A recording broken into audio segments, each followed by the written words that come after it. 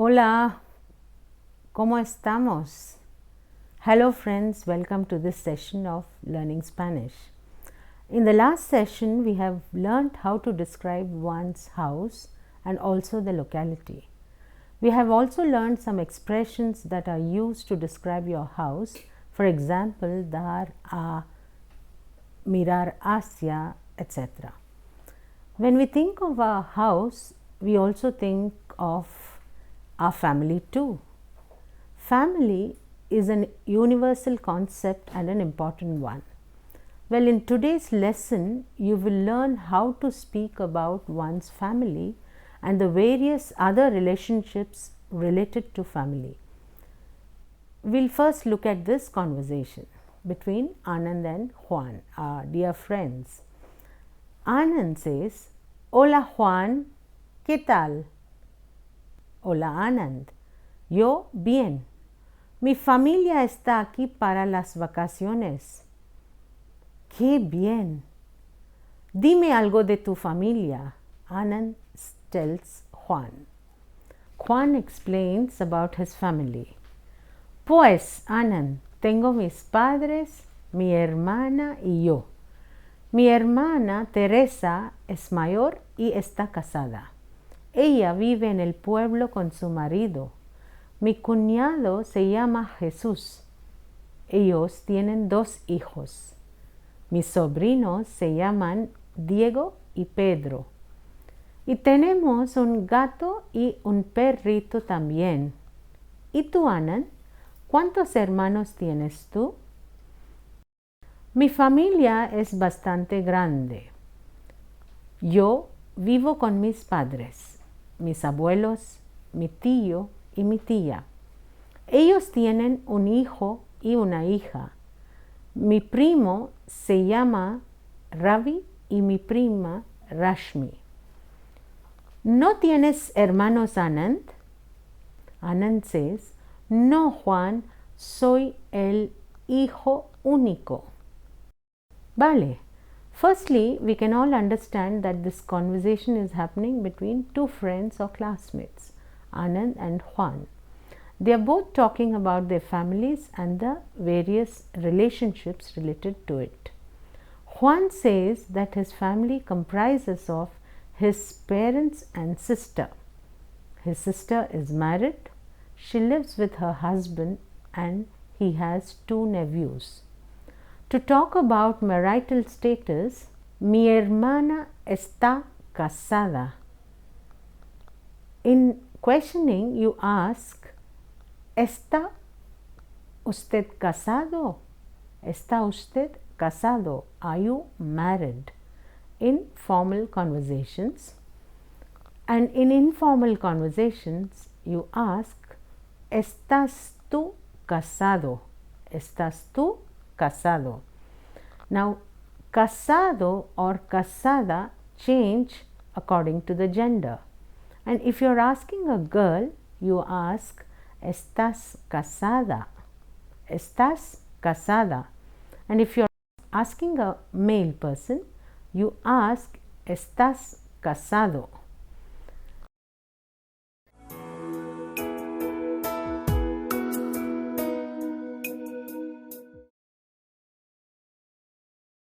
And to talk about the different statuses of marital condition of a person, you answer saying, Estoy casado. Estoy casado, I am married. Soy soltero. Soy soltero, I am single. Estoy separado. Estoy separado, I am separated. Or estoy divorciado. Estar divorciado o divorciada is to be divorced. Or you also have es viudo. Pablo es viudo. Pablo is a widower. You require to learn these because these are important in filling up forms, especially in passports or any documents about your personal identity. While Juan's family is small, Anand's is a big one, where his parents live with his grandparents, his uncle and aunt. His uncle and aunt have 2 children. So Ravi and Rashmi are Anand's cousins. Talking of family, you surely must have heard of the term family tree. It is the biological mapping of one's family. The family tree is called árbol genealógico. Árbol genealógico. And you can see how an árbol genealógico typically looks like, and try doing this with your family, and I'm sure you're going to have some fun. So now let's now see Juan talks to us about his family. Juan shows the picture of his family where his parents, his sister and brother-in-law are there along with his nephews. You can also see their pets, the dog and the cats in the picture. This is how Juan is introducing his family. Esta es mi familia. Son mis padres. Mi papá se llama Roberto y madre Ana. Mi padre tiene 55 años y mi mamá 50 años. Tengo unos abuelos. Mis abuelos viven en el pueblo. Tengo una hermana mayor. Ella se llama Teresa y está casada. Tiene 24 años. Vive en un pueblo cerca del mío. Mi cuñado se llama Jesús. Él tiene 26 años. Ellos, mi hermana y mi cuñado, tienen 2 hijos, Diego y Pedro. Diego es el mayor y tiene 5 años. Pedro es pequeño y tiene 2 años. Y claro, tenemos 2 animales en mi familia. Mi gato, Mira, y mi perro, Roxy. Son muy amables y nunca pelean. That is, they never fight with each other. Somos una familia nuclear. Somos una familia nuclear. We are a nuclear family. You can see that from the description that Juan has given. He has his parents and his sister and 2 nephews, among which Diego es el mayor. Es el mayor. El mayor is the eldest. Suppose if you want to say I am the eldest, you say yo soy el mayor.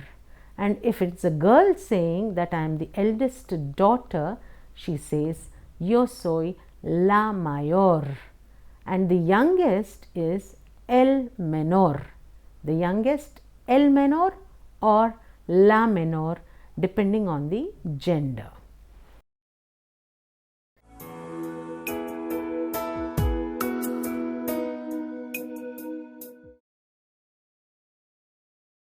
Okay friends, while you saw Juan speak about his family, let's now look at what Anand says to us of his. Anand shows the picture of his family. Mira Juan, aquí es mi familia. Primero, mis abuelos. Son ancianos y están sentados en el centro. Mi abuelo se llama Ram Prasad y tiene 70 años. Es agricultor. Su esposa, es decir, mi abuela, Chandra tiene 65 años. Luego, mis padres, mi papá se llama Prakash y él cuenta con 45 años. Mi madre, Aruna, tiene 40 años. ¿Ves la mujer en el sari rojo? Pues es mi tía, Ritu. Su esposo, mi tío, se llama Bharat y él tiene 42 años. Mi tía Ritu tiene 39 años. Mis primos que están sentados en el suelo se llaman Ravi y Rashmi. Ravi es de 8 años y Rashmi tiene 6 años. Somos una familia feliz. Somos una familia feliz. We are a happy family. Let us now go back to the conversation we saw at the beginning between Anand and Juan and see the structures to talk about family. Later, we shall look at the chart to understand the various family relationships. You will come across most of the vocabulary used in it along with the English equivalent. When we speak of family, that is mi familia, we can use the verb I plus the number of miembros. You can say, en mi familia hay 6 miembros. There are 6 members. And suppose you want to say that I have grandparents or I have brothers, sisters, whatever, you say tengo, the verb tener, tengo abuelos, tengo hermanos menores, I have younger brothers. No tengo abuelas, I don't have grandmothers. Abuelo, grandfather, abuela, grandmother. And you have also seen the expression está casado, está casada, soy soltero, I am single, soy soltera, tener novio o tener novia, that is, ¿tienes novio o tienes novia is another question asked in Hispanic culture. It is to have a girlfriend, novia, or a boyfriend, novio. So, it's very common that this question is asked among friends in Hispanic culture. ¿Tienes novio o tienes novia? Then you have cuantos and the different relationships, that is, ¿cuántos hermanos tienes tú? ¿Cuántos hermanos tienes tú? How many brothers and sisters do you have? Now, hermanos is a little ambiguous because it can refer to brothers and sisters together or it can only refer to brothers. You can specify that in your conversation. If you want to say, yo tengo dos hermanos, it can mean I have a brother and a sister. It can also mean I have 2 brothers. But then you ask very categorically, ¿tienes hermanas? Do you have sisters? Sí, tengo una. Yes, I have one.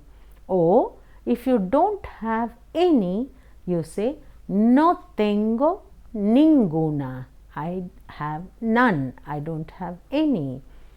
So, you have learned different ways of asking about members of a family. Now, some more information that often goes with it is se llama. Se llama, his or her name is, tiene tantos años, tiene, he or she has so many years or such and such years old. Chicos, let's learn how to talk about age. You already learned that we use the verb tener in Spanish, right? Tener plus años. There are two other ways to tell or ask how old you are. They are using the verb ser, like you say, yo soy de 20 años. That is, I am 20-year-old. Yo tengo 20 años o yo soy de 20 años.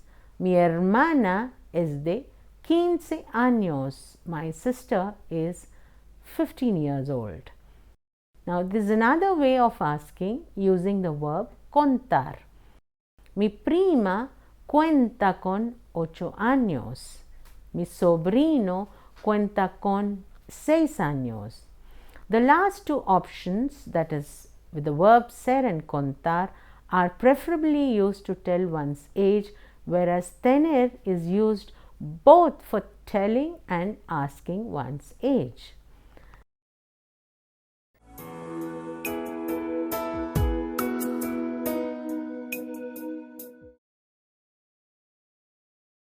Now, here are some relationships and their equivalents in English. In our Indian culture, the relationships are different in terms of the paternal and maternal sides, and therefore has different nomenclature for mother sister and father sister. In Spanish, they are just uncles and aunts. They are tíos and tías. We may not find equivalents in Spanish to all our relationships. Nevertheless, here are some common ones. You can take a look at this. Let's now borrow a question from the conversation we saw at the beginning of the lesson between Anand and Juan. ¿Cuántos hermanos tienes tú? It is asking how many brothers do you have. The word cuántos belong to a set of expressions called the interrogativos, that is, interrogatives.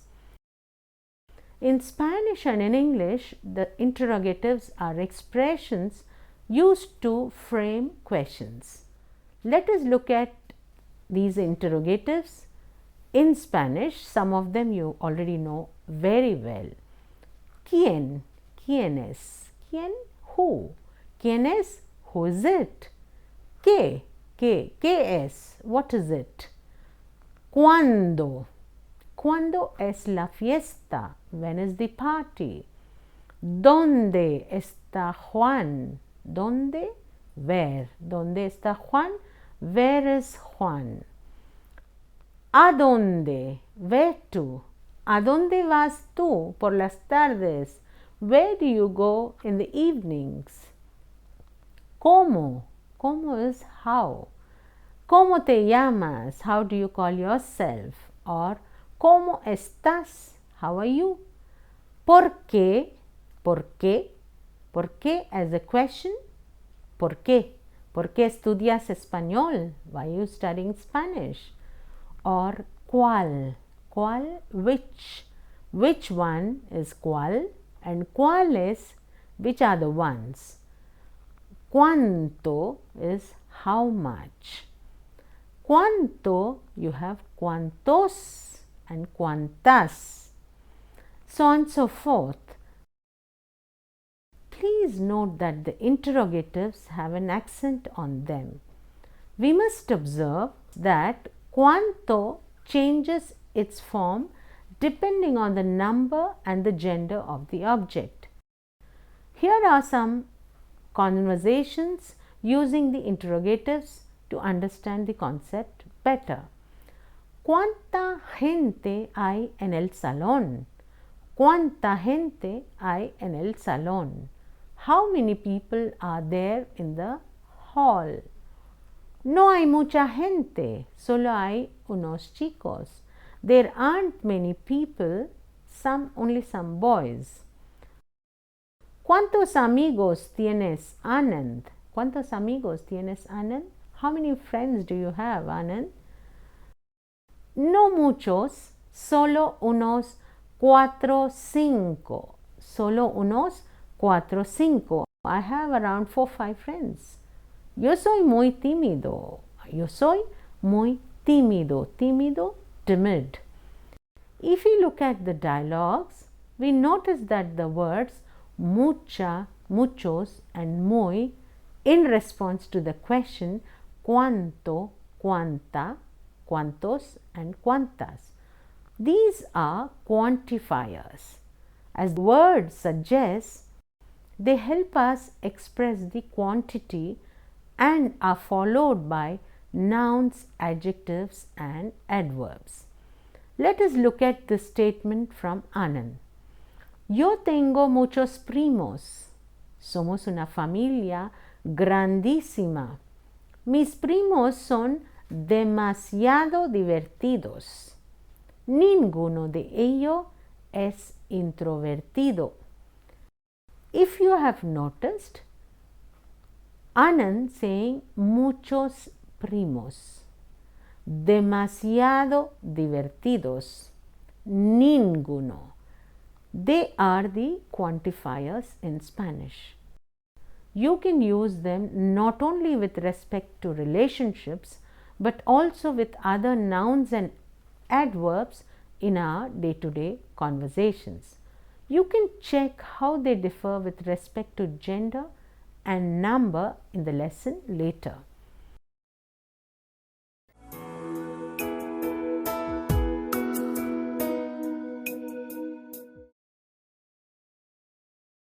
Chicos.